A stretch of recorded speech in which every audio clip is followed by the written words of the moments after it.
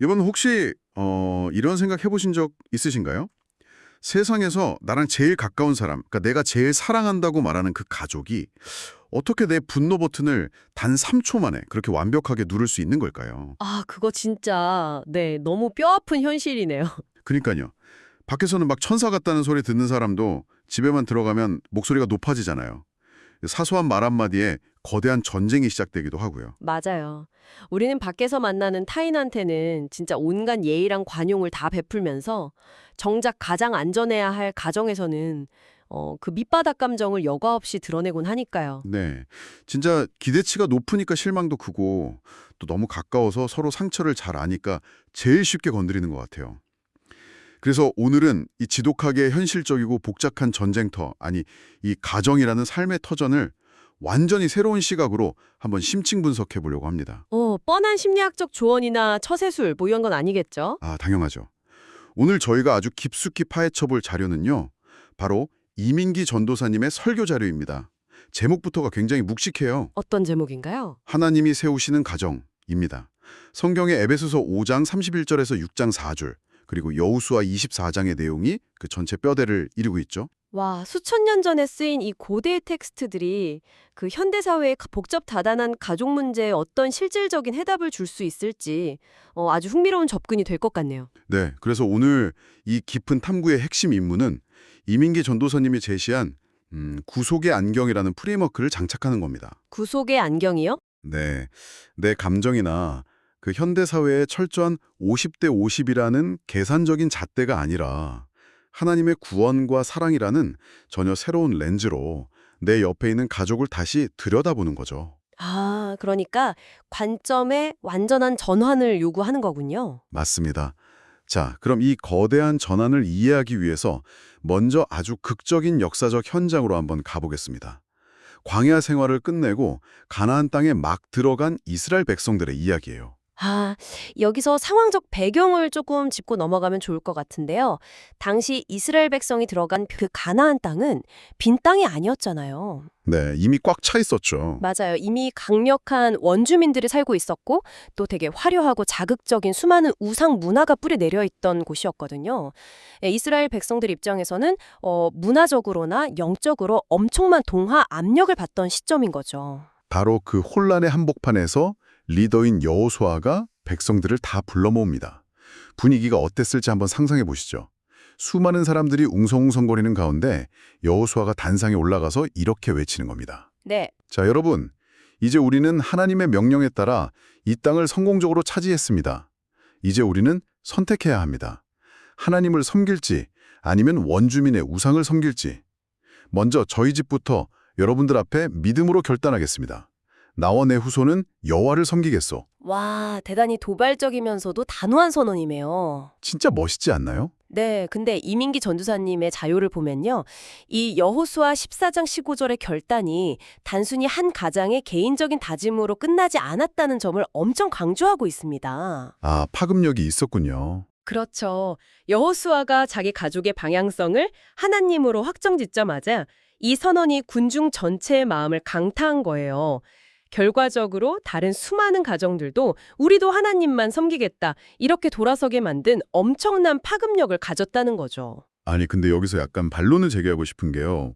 이게 무슨 도미노도 아니고 맨 앞에 도미노 하나를 툭 밀면 전체가 촤르륵 넘어가는 현상처럼 들리긴 하는데 사실 현실의 가정은 도미노가 아니잖아요. 그렇죠. 사람이니까요. 네, 가장 한 사람이 오늘부터 우리 집은 하나님만 믿겠다 이렇게 선언한다고 해서 아내랑 아이들이 막 네, 알겠습니다 하고 로봇처럼 따라오나요?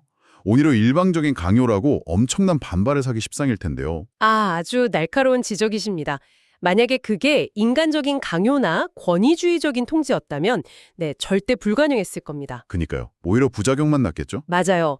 근데 이 설교 자료에서 말하는 핵심은 인간 여우수아의 어떤 리더십이나 통솔력이 아닙니다. 자료에 아주 분명하게 적혀 있는 문장이 하나 있어요. 어떤 문장이죠? 가정의 회복은 내가 혼자 잘해서 되는 것이 아니다. 하나님이 일하셔야 한다. 이거거든요. 아, 하나님이 일하셔야 한다. 네. 즉, 여호수아의 선언은 내 가족을 내 맘대로 통제하겠다는 게 아니라 나부터 철저히 하나님을 의지하겠다는 일종의 항복선언에 가깝다는 겁니다. 아, 내가 막 가족을 뜯어고치겠다는 게 아니라 아예 하나님께 우리 가족을 온전히 맡기겠다는 뜻이군요. 정확합니다. 가정의 회복은 어떤 도덕적인 노력이나 인간의 의지력으로 도달할 수 있는 목표가 아니라는 거예요. 여호수아라는 그 한 사람이 하나님을 철저히 의지하고 통로가 되어줄 때 그때부터 비로소 하나님이 그 가정을 만지시고 변화시키기 시작하신다는 것. 이게 바로 원고가 말하는 변화의 진짜 메커니즘인 거죠. 와, 내가 바꾸는 게 아니라 하나님이 일하시도록 자리를 내려드리는 거네요. 자, 근데 수많은 군중 앞에서 이렇게 멋지게 결연한 선언을 하는 건 어찌 보면 쉬울 수도 있습니다. 진짜 어려운 건 그날 밤이잖아요. 아, 집으로 돌아가서 겪는 현실이요. 맞습니다. 닫힌 문 뒤에서 마주하는 현실, 그가 가정의 가장 내밀하고 기초적인 단위, 이 부부 관계에서는 대체 이 원리가 어떻게 작동할까요? 네, 여기서부터가 진짜 실전이죠. 사도 바울은 에베소서 5장 31절에서 이 부부의 끈끈함을 이렇게 설명합니다. 그러므로 사람이 부모를 떠나 그의 아내와 합하여 그 둘이 한 육체가 될지니. 한 육체, 한 몸이 된다는 거군요. 네, 한 몸이 된다는 겁니다. 이 원고를 보니까 아주 기가 막힌 일상적인 비유가 하나 등장하더라고요. 혹시 그 종이에 손가락 살짝 베어보신 적 있으신가요? 생각만 해도 벌써 신경질이 나는데요. 진짜 작게 배웠는데도 그거 하나 때문에 하루 종일 신경 쓰이잖아요. 바로 그겁니다. 원고가 이 점을 아주 정확히 짚어내거든요. 손가락 하나 살짝 다쳤을 뿐인데 머리 감을 때도 막 따갑고 키보드 칠 때도 아프고 그냥 온몸의 신경이 거기로 다 곤두서잖아요. 맞아요. 심지어 그거 안 쓰려고 피하다가 다른 팔 근육까지 막 뭉치고 그러잖아요. 네, 부부도 이것과 완전히 똑같다는 겁니다. 남편이 아프면 아내가 아프고 아내가 상처를 받으면 결국 남편의 삶도 망가지는 거. 반대로 남편이 기쁘면 아내도 기쁘고 아내가 행복하면 남편도 함께 행복한 것. 이게 바로 성경이 말하는 한 몸 공동체의 본질이라는 거죠. 아, 되게 와닿는 비유네요. 근데 이 한 몸이라는 개념을 가만히 들여다보면요. 이게 단순히 서로를 안쓰러워하는 감정적인 공감이나 로맨틱한 사랑, 그런 차원을 훨씬 뛰어넘거든요. 아, 그런가요? 네, 전도사님의 자료가 제시하는 진정한 구속의 안경은 이 부부 관계의 원형 자체를 예수님과 교회의 관계에서 찾고 있습니다. 잠깐요. 예수님과 교회의 관계요? 그거는 차원이 아예 좀 다른 이야기 아닙니까? 완전히 다르죠. 예수님이 우리를 어떻게 사랑하셨는지를 떠올려 보라는 겁니다. 우리의 죄를 대신해서 십자가에서 자기 목숨을 온전히 내어주신 철저한 희생과 내어줌이잖아요. 네, 정말 완벽한 사랑이죠. 성경은 아내들에게 남편을 대할 때 바로 그 예수님을 대하듯 깊은 존중을 담으라고 가르쳐요. 반대로 남편들에게는 예수님이 자기 목숨을 버려서 교회를 살리신 것처럼 아내를 자기 몸보다 더 아끼고 사랑하라고 요구하는 겁니다. 근데 이 부분에서 현대인들은 상당히 강한 거부감을 느낄 수 있을 것 같아요. 존중하고 희생해라. 요즘 세상에서 결혼은 철저한 50대 50의 계약으로 많이들 생각하잖아요. 그렇죠. 내가 한 만큼 너도 해라 이거죠. 네, 내가 집안일을 이만큼 했으니까 당신도 이만큼 해. 내가 양보했으니까 이번엔 네 차례야. 이렇게요. 근데 한쪽이 막 십자가 사랑처럼 100%를 다 내어주면 상대방이 그걸 당연하게 여기고 악용할 수도 있는 거 아닙니까? 사실 그런 두려움이 들 수밖에 없죠. 이거 자칫하면 가스라이팅이나 일방적인 착취를 정당화하는 되게 위험한 논리처럼 들리기도 하거든요. 네, 바로 그 지점이 현대의 계산적인 인간관계 렌즈랑 오늘 우리가 말하는 구속의 안경에 가장 강력하게 충돌하는 지점입니다. 우리가 50대 50이라는 계약의 렌즈를 딱 끼고 있으면요. 매 순간 상대방을 채점하게 돼요. 아, 점수를 매긴다는 거군요. 네, 너는 내 기대치에 미치지 못했어 라면서 끊임없이 점수를 매기고 그 결과로 결국 내 안에 분노랑 억울함이 쌓이는 거죠.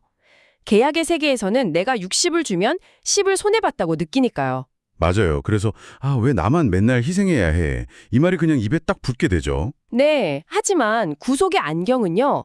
아예 그 채점표 자체를 갈기갈기 찢어버리는 메커니즘이에요. 내가 상대방에게 희생하고 존중하는 이유는 상대방이 나한테 무언가를 잘해줘서 혹은 그럴 자격이 있어서가 아닙니다. 그럼 뭐 때문이죠? 예수님이 내가 자격 없을 때 나를 먼저 사랑하셨기 때문에 그 사랑의 빚진 자로서 내 배우자를 섬기는 거거든요. 즉 무조건적인 희생은 상대방의 이기심을 채워주기 위한 맹목적인 복종이 아니라 하나님 앞에서 나의 역할을 다하는 영적인 예배의 행위가 되는 겁니다. 아, 나의 헌신과 사랑의 기준점이 배우자의 태도가 아니라 전적으로 하나님의 사랑에 고정되어 있다는 거군요. 바로 그겁니다. 그렇게 되면 뭐 상대방이 당장 내 마음에 들게 행동하지 않아도 사랑할 수 있는 동력이 생기겠네요. 원고에서도 남편이 자기만 생각하고 이기적으로 행동하거나 아내가 남편을 무시하고 자기 유익만 구하면 결국 가정이 병든다고 엄청 강하게 경고하고 있더라고요. 맞아요. 이기주의는 치명적이죠. 근데 자기 유익만 구하는 이기주의는 부부라는 이 한 몸을 안에서부터 갉아먹는 암세포와 같다는 게 너무 명확해집니다. 그 조건적인 교환이 만들어내는 피로감을 완전히 버리고 무조건적인 내어줌을 실천할 때 비로소 가정 안에 하나님이 일하실 공간이 열린다는 것.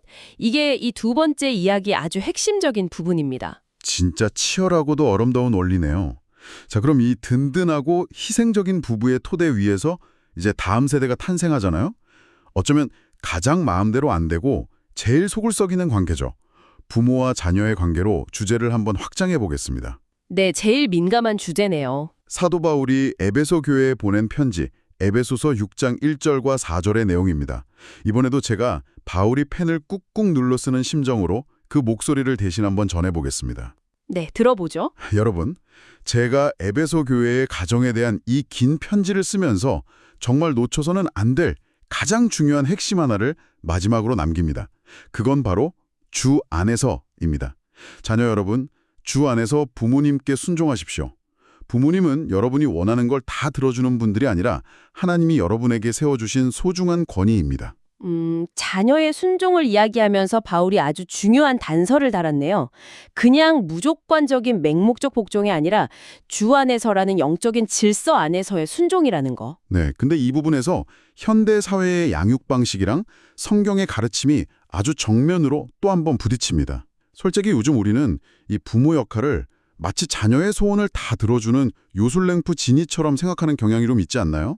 아, 진짜 많죠. 아이 기분을 상하게 하면 막 큰일 나는 줄 알고 아이가 원하면 내 모든 걸 희생해서라도 다 해줘야 진짜 좋은 부모라고 생각하잖아요. 그게 이른바 친구 같은 부모 프레임이죠. 맞아요. 바로 그거예요.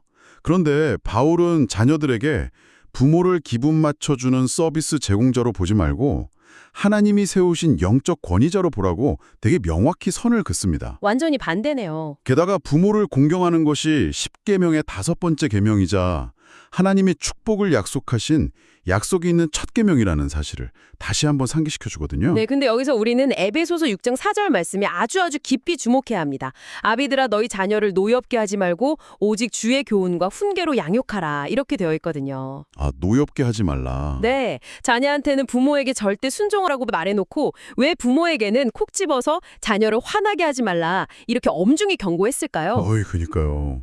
아이 입장에서는 아빠가 안 놀아주고 막 숙제하라고 하면 그냥 그 자체가 화나는 거잖아요.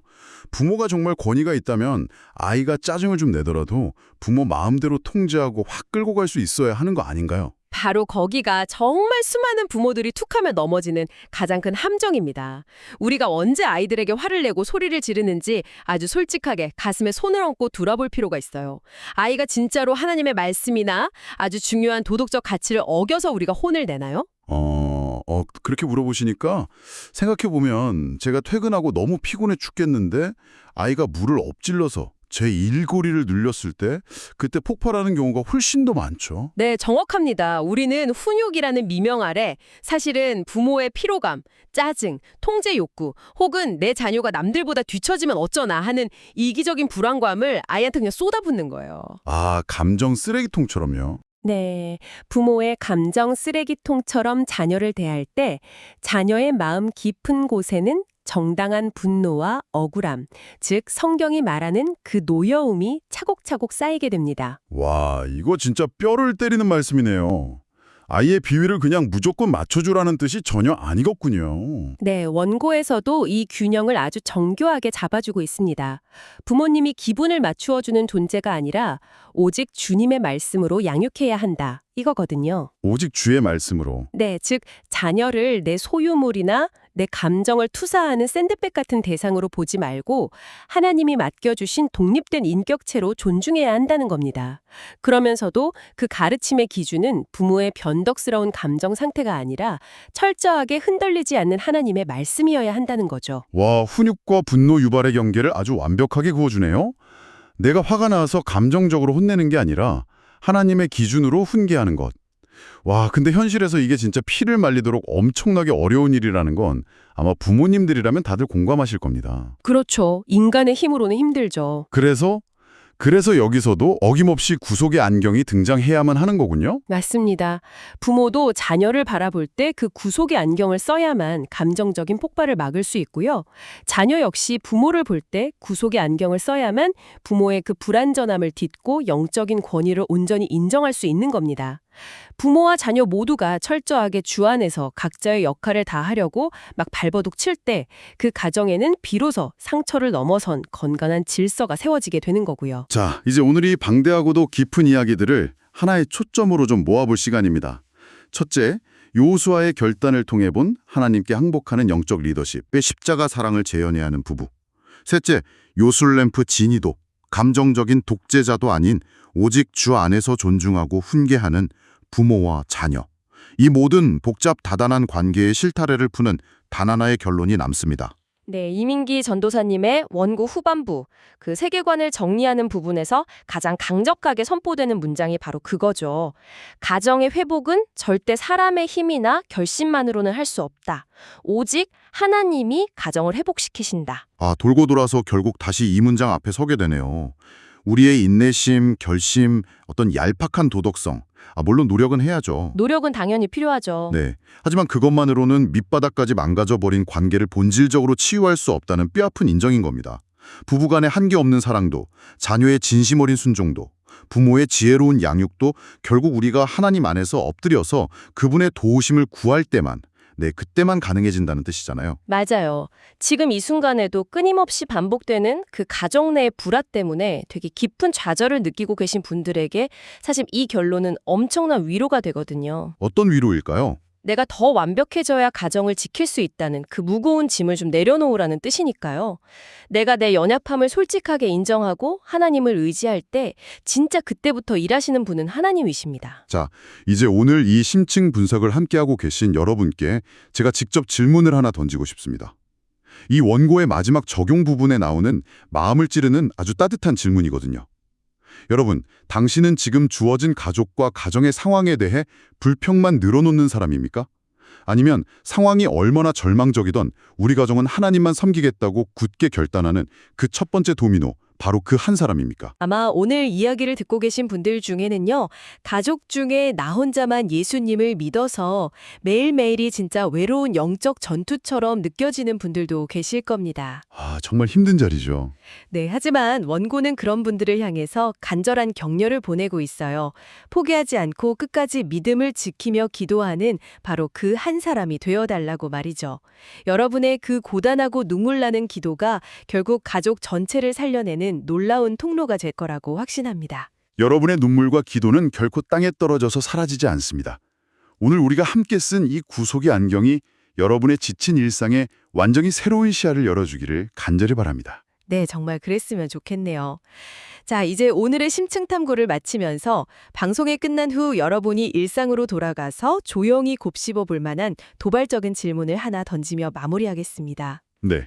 오늘 저녁 거실 소파에서 혹은 식탁 너머로 가족들의 얼굴을 다시 마주하게 될 때 여러분은 그들을 그저 나와 성씨를 공유하는, 그리고 때로는 나의 에너지를 바닥나게 만드는 피곤한 혈연으로만 보시겠습니까?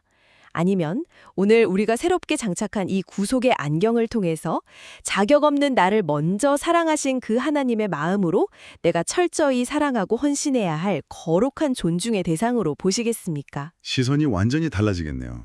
오늘 밤 이 안경을 고쳐 쓰고 나누는 여러분의 첫마디는 과연 어떻게 달라질까요? 오늘도 삶의 본질을 꿰뚫는 지적 호기심을 안고 끝까지 함께해 주신 여러분의 일상을 뜨겁게 응원합니다. 지금까지 여러분을 위한 오늘의 심층 탐구였습니다.